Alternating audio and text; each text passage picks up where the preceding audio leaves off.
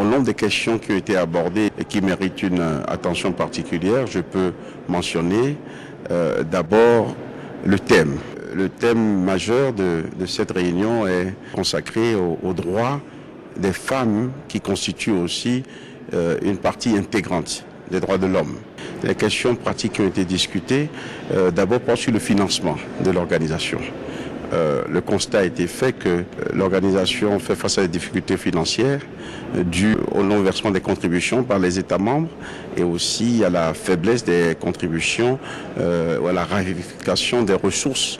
Diverses approches ont été proposées et il est fort à parier qu'au cours du sommet qui aura lieu dans quelques heures, les chefs d'État et de gouvernement se pencheront sur les solutions alternatives et prendront des décisions politiques qui permettront d'assurer une certaine viabilité de l'organisation, tant pour son fonctionnement que pour le financement des programmes et projets que l'Union africaine se doit de soutenir.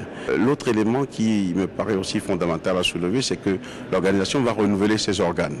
Il est question d'élire un nouveau président ou une nouvelle présidente de la commission, ainsi qu'un vice-président et une vice-présidente, et renouveler aussi les postes des 8 commissaires.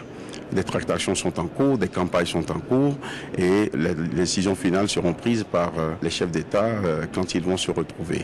Un autre élément qui me paraît aussi important, c'est les questions politiques, les questions de sécurité sur le continent. Il ne vous a pas échappé qu'aujourd'hui, la situation au Sud-Soudan est une situation préoccupante.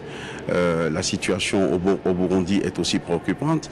Et je pense que ce sommet prendra le temps d'imaginer, de rechercher, avec l'appui de la communauté internationale et des amis de l'Afrique, des solutions pour enfin mettre fin à cette situation chaotique. Mais c'est aux Africains eux-mêmes, c'est à nos dirigeants eux-mêmes qu'appartient, que revient la lourde responsabilité de proposer des solutions par les temps qui courent.